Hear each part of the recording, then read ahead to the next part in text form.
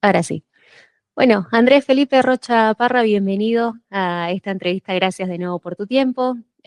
Andrés Felipe, ¿cómo te llamamos? ¿Andrés o Felipe? Eso no te pregunté. Felipe. Perfecto. Bien. Bueno, Felipe, investigador del CONICET. Creo que mi pregunta iniciaría por ese lado, ¿no? ¿Hace cuánto sos investigador del CONICET? ¿Cuántos años venís trabajando? Y cómo fue un poco tu recorrido. Mira, yo llegué a este país en el 2010. Llegué a hacer una maestría en Ciencia y Tecnología de Alimentos en la UNLP, y en ese proceso la que iba a ser mi directora de tesis de la maestría me propuso presentarme una beca doctoral en el CONICET. Ellos era un grupo de investigación que trabajaban en panificados saludables y querían empezar una línea de libres de gluten. El tema con los libres de gluten es que al estar elaborados con harinas muy refinadas, entonces presentan deficiencias nutricionales desde el punto de vista de la fibra. Entonces queríamos desarrollar el libre de gluten con adición de fibra. Y empezamos a buscar, a leer un poco en la Argentina, y bueno, me enteré que Río Negro, que no lo conocí en ese momento, tenía mucha agroindustria dedicada a la transformación de peras y manzanas.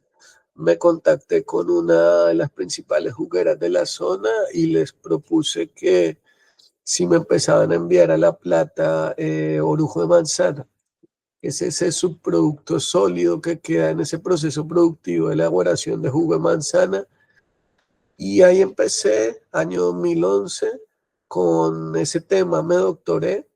Después hice un postdoc, que es lo que terminé en la Universidad de Valladolid. También hice algunas publicaciones con ese grupo español, también con orujo de manzana, orujo de pera.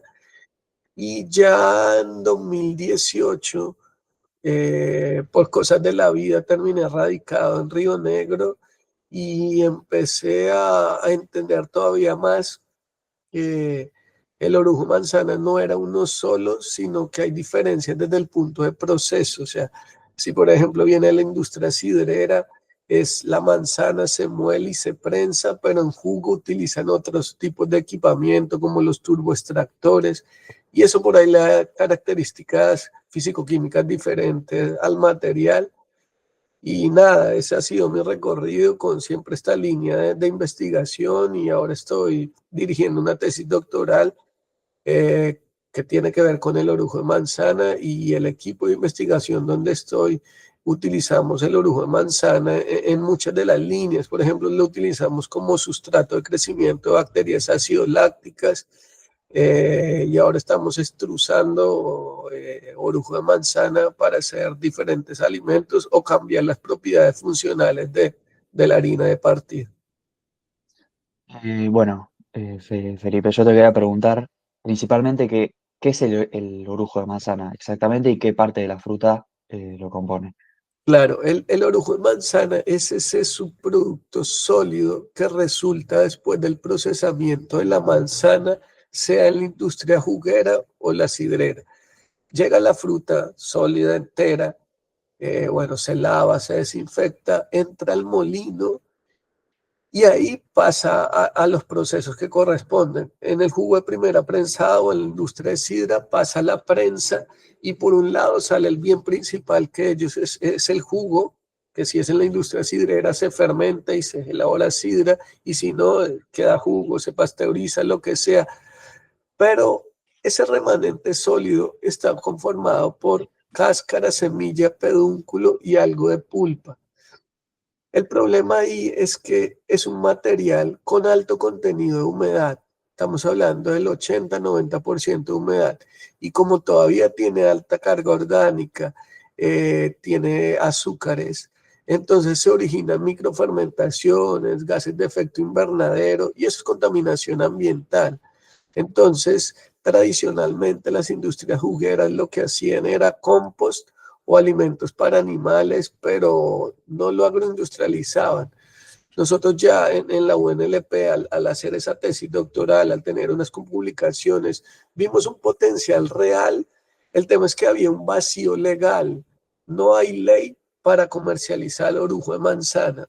Entonces, en el 2023, ya cuando yo estaba instalado, me empecé a reunir con las jugueras y sidreras, con la provincia de Río Negro, y dijimos, bueno, esto hay un potencial real y ¿qué hay que hacer? Entonces elevamos un proyecto a la CONAL, que es la Comisión Nacional de Alimentos, para que crearan una ley que permitiera comercializar el orujo de manzana. Lo pasamos en julio de 2023 y en julio de este año, 2 años después, hay una ley nacional que va a permitir muchas posibilidades desde el punto de vista de la agroindustria, porque era antes algo que se tiraba y ahora una parte puede ir al desarrollo de alimentos. Y exactamente qué es lo que cambió en el código alimenticio. No había la ley, directamente no Había había un nada. artículo que definiera qué era el orujo de manzana. Entonces ahora está orujo de manzana deshidratado, es el subproducto de la agroindustria, Mm. como fuente de fibra, básicamente porque es lo que venimos estudiando. Y ya este orujo primero hay que deshidratarlo, porque es lo más difícil por ahí es eso, para asegurar la inocuidad desde el punto de vista alimentario, es decir, que no haga daño, hay que bajar el contenido acuoso, llevarlo un 10%, y cuando lo secas quedan diferentes granulometrías. Una granulometría antes de moler lo hemos utilizado como ingredientes de barritas de cereal, pero después moliéndola lo podemos utilizar en cualquier producto horneado, en galletitas, en panes. Es más, alguna vez lo probamos como reemplazando un poco un rebozador para milanesas, entonces genera un sabor agridulce. Y nada, en eso estamos, en desarrollo de productos y capacitando a la gente, porque nada, las jugueras quedaron como reagradecidas del proceso, les allanamos mucho camino porque saben que hay un potencial, que algo que tiraban ahora lo pueden cobrar, sí, sí, sí, sí. Ahora estamos en el proceso de transferencia con ellos para optimizar sus procesos de secado, porque ellos tienen que adaptar eso, antes lo apilaban y hacían montañas de orujo porque son muchas toneladas, no, ahora tienen que manejarlo de otra manera porque va a ser un alimento, ¿no? Pero hay que deshidratarlo. ¿Y cómo se financian el proyecto? ¿Cómo se financió? El proyecto como tal, cuando lo pasamos a la CONAL, lo hicimos a pulso nosotros, fue porque teníamos ganas de hacer. Fue un poco difícil, la verdad, porque al principio como que mucha gente no veía la importancia y nada, pero cuando sale es otra cosa, se te abren muchas posibilidades y ahora las jugueras mismas nos pidieron de que sigamos el proceso, pero con la pera, porque se está moliendo más pera ahora que manzana. Entonces queremos lo mismo, lograr con el Código Alimentario Argentino un artículo que permite la utilización de orujo de pera como ingrediente en alimentos. Es, Bien, es como también una aplicación, es una articulación conjunta entre el sector público, porque si contamos con el apoyo de la provincia después, con el Laboratorio de Salud Ambiental, yo sí tuve un contacto y les enviaba muestras y desde el punto de vista microbiológico ellos hacían muestreos y yo me encargaba de la parte físico-química, de mostrar que había fibra. Entonces nosotros les decíamos, con tal temperatura se secó, se hacía una caracterización de ciertos microorganismos, se aseguraba la inocuidad y ahora coordinar con las empresas para los muestreos, o sea, ahora ya es a otro precio, digamos, para la pera va a estar más aceitado el sistema y es también una aplicación real del conocimiento académico, el valor del CONICET, de transferir un conocimiento a territorio, ¿no? Una transferencia real de algo que eran nosotros netamente papers académicos, ahora se le transfiere a las empresas y es una solución a todos esos volúmenes de producción que se generan anualmente. buenísimo. Bueno, Felipe, a ver, yo cuando empecé a leer sobre el orujo de manzana, lo primero que se me vino a la cabeza es pensar en las semillas que aparecen en este orujo y obviamente todo lo que hay detrás pensando en el cianuro, ¿no? Que sabemos Sí. que hay una relación. Eh, Así que la primera pregunta que se me ocurre es si estas semillas de manzana que están en este orujo representan un riesgo real para la salud del que lo consuma. Las semillas de este tipo de frutos sí tienen compuestos cianogénicos, pero las concentraciones son muy bajas. Ahí tenemos artículos referenciados y además pasa lo siguiente, que este tipo de harina no se utiliza en un 100% para hacer un pan, sino son niveles de reemplazo hasta máximo 20%. ¿Por qué? Porque tiene mucha fibra alimentaria y absorbe mucha agua. Entonces, si se hace 100%, sería literalmente un cascote. Entonces, a esas concentraciones tendría que ser dosis muy grandes de este tipo de compuestos, entonces por eso no reviste riesgo y eso lo hablamos con la CONAL de lo que estábamos haciendo y por tal motivo se logró la aprobación, porque lo Claro, bueno, demostramos. vos ahí decías, ¿no? Que en la parte toxicológica tiene que ser una cantidad muy grande. Claro. ¿Tienen una dimensión de cuánta cantidad tiene que ser? Y mira, es como había una cifra que la tenía en la cabeza, es como comerse 16 manzanas al toque con toda la cantidad de semillas, entonces algo muy en extremo, ya para el que el compuesto empiece a afectarte la salud. Entonces, en esto la semilla representa un bajo porcentaje y es una mezcla, la mayoría es pulpa, cáscara, así que por eso no hay un riesgo grande. Pero sí hay compuestos cianogénicos, como hay compuestos cianogénicos también en la mandioca existen compuestos, pero se puede trabajar con eso porque las concentraciones son muy chicas. Bien, bueno, parte de este compuesto que lo hace el compuesto cianogénico es esta amigdalina, ¿no? Sí. Que está presente y que una vez que la metaboliza el cuerpo es cuando genera esta dosis, que en pequeñas proporciones, como bien decías, el cuerpo está acostumbrado. Pero aparte de la amigdalina, ¿qué otras cosas o qué otros aspectos también evaluaron? No sé, tal vez microtoxinas, pesticidas, hongos, todo lo que puede estar en este orujo. Sí, nosotros, o sea, la caracterización toxicológica la realizamos, pero sobre todo nos preocupaba la amigdalina. Ese era por el tema del cianuro, pero al final también apuntamos a esa fruta es la que se utiliza para los jugos que se comercializan en toda la Argentina. Entonces las concentraciones de lo que hay ahí, todas las frutas están, hay pesticidas, pero las concentraciones son mínimas también, o sea, no llega, y hay también por ahí también sí nos preocupaba el tema de microorganismos, pero son las levaduras endógenas, hongos endógenos que tiene la misma fruta. Por eso sí optimizamos bastante los procesos de secado. Los procesos de secado para nosotros son clave porque el orujo no se comercializa húmedo, porque ahí sí es un problema, ahí es un tema. Cuando se baja la carga de humedad, se mide la actividad acuosa. Con la actividad acuosa vamos a unas tablas para saber qué microorganismos pueden alterar o no. Y bueno, ya logramos estandarizar eso y ya sabemos que es inocuo desde el punto de vista para la salud. Bien. Bueno, vos para vos, ¿cuál sería el principal valor del orujo de manzana? ¿Sería la fibra, los antioxidantes, el aporte energético o todo junto? Ahora es la fibra, o sea, nosotros le apuntamos a la fibra desde el primer momento porque sabíamos.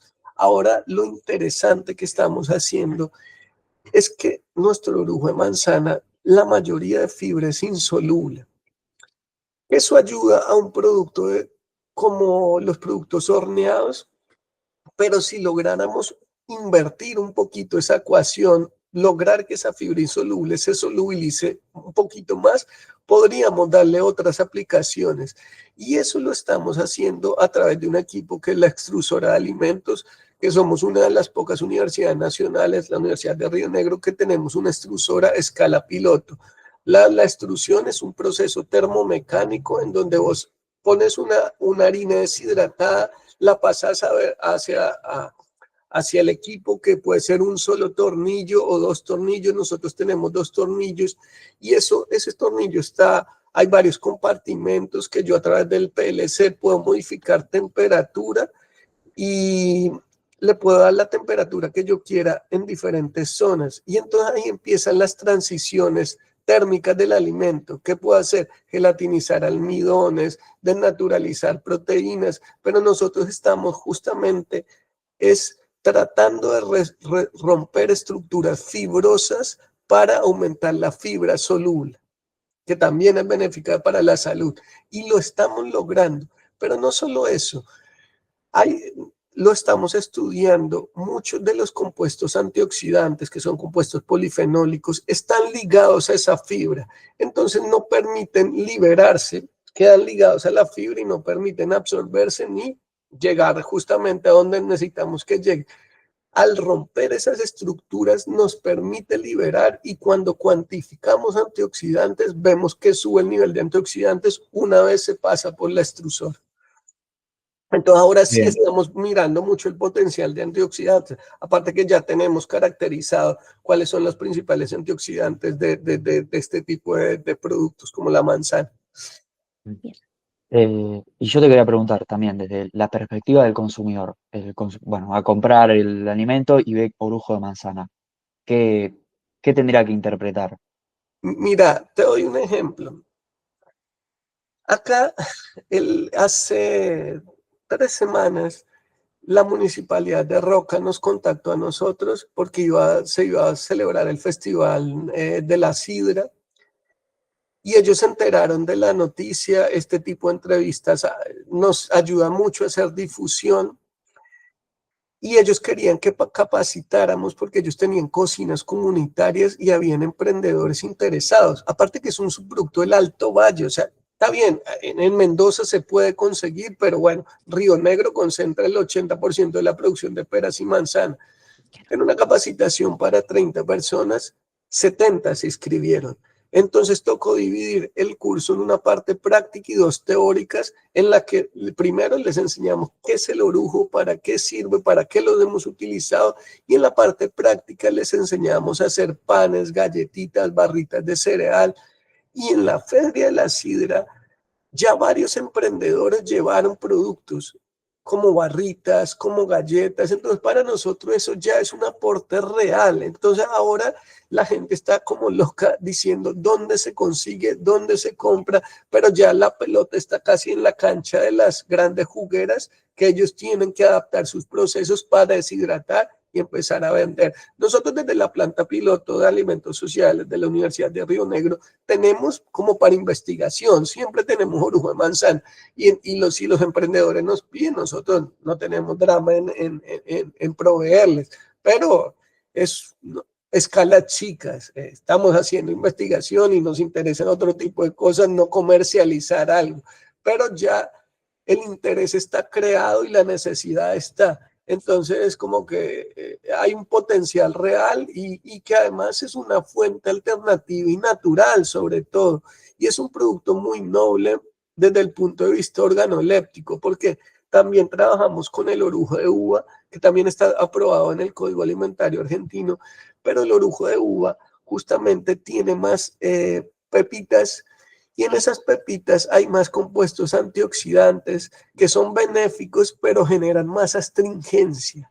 Entonces, al utilizarlo como ingrediente de un alimento es más complejo, porque hay que saber enmascarar ese sabor astringente. En cambio, con la manzana es muy noble porque conserva todavía el sabor de la manzana. La pera es un poco más insípida, pero la manzana es ideal con el orujo de manzana.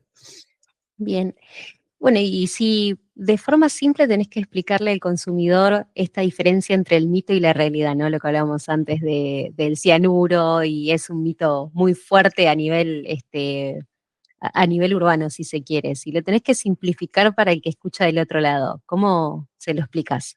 No, mira, o sea, a ver, yo sé que siempre en tecnología de alimentos el consumidor siempre tiene ciertos mitos al respecto de esto, pero lo que tienen que ver también es la opción real de un subproducto que antes era considerado un desecho. Claro. Y al ser un desecho genera contaminación ambiental. Hay que ver los volúmenes de producción que se generan, y eso es más grave. Eso es más grave, porque no es joda el cambio climático, no. Las toneladas somos 9.000 millones de habitantes. También hay que pensar en que hay que alimentar a la gran y muchos alimentos se tiran y se pierden. Y ya la tendencia a nivel mundial es cambiar ese paradigma de economía lineal, que es tener materia prima, producción, generación de desechos, en una economía circular, que es materia prima, producción y generación de un subproducto que se puede reintegrar a la misma cadena productiva o a otra cadena productiva, porque hay metabolitos que interesan, y tener una fuente alternativa y natural. Todos los alimentos en exceso o no exceso tienen algún compuesto que puede generar ruido, pero se tiene que estudiar, obviamente, se tiene que demostrar científicamente ciertas cosas y asegurar la inocuidad. Y esto es real, es una investigación de un equipo argentino del CONICET, se hizo bien, y al final, 2 años después, en un ida y vuelta con la gente de la CONAL, se pudo aprobar. Claro, justamente creo que también eso es clave, ¿no? Que sea el CONICET el que hace esta investigación y no la industria en sí. Claro. Y la última pregunta que nos gustaría hacerte, Felipe, es cómo ves el escenario de acá a 10 años, tanto con el brujo de manzana, el brujo de pera y el de uva. ¿Cómo te gustaría ver ese escenario y también en qué productos te imaginás vos, más allá de los que ya vimos como barrita de cereal o componentes de harina? Mira, hay otro potencial muy grande que lo veo, es para alimentación animal. El alimento animal, de hecho, nosotros en Valle Medio, en Choel, tenemos la facultad de veterinaria, y hay grupos de investigación que se dedican a nutrición en animales que no son monogástricos, que ellos necesitan fibra. Y nosotros ya sabemos que esto es una fuente real de fibra. Y la fibra lo que hace, tanto en los animales como en los humanos, es que en el colon se fermentan y generan los famosos ácidos grasos de cadena corta. Y eso es la energía del colonocito. Y eso ayuda muchísimo. Entonces, me parece que hay un potencial muy grande en el tipo de alimentos para animales. Y en cuanto a alimentos humanos, como es nuevo igual, o sea, nosotros hemos hecho desde el punto de vista científico, pero la gente acá, el argentino, muy creativo, o sea, ya empezó a hacer formulaciones que uno no se imagina. Yo también me imagino que las grandes agroindustrias, yo me imagino a Arcor puede buscar en las grandes jugueras de la zona, hacer, porque Arcor tiene muchos productos, tiene a Bagley, y bueno, y siempre se está buscando fuentes de fibra, siempre, porque la fibra está bien visto, nutricionalmente es favorable. Entonces yo por ahí, esa sinergia entre las grandes empresas me parece que va a existir, pero primero las jugueras tienen que adaptar sus procesos. Bien, perfecto. Bueno, Felipe, no nos queda más que agradecerte de nuevo, una entrevista súper interesante y también esta visión, ¿no? De cómo está trabajando el CONICET con cosas que a veces parecen un poco abstractas, pero que al final del día nos cambia la vida a todos. Sí, no, les agradezco a ustedes, porque para nosotros también es importante destacar el valor del CONICET y mostrar que hay aplicaciones que por ahí en el interior no se conocen mucho, pero ahora, bueno, es darle difusión, y esto ya es una ley nacional, que no es poco, y esto también se puede replicar en Mendoza, que también se produce sidra, y en otros lugares del país que se empiece a procesar manzana. Perfecto. Bueno, muchas gracias, Felipe. Muchas Bueno, que gracias. tengan buen día. Chao, chao.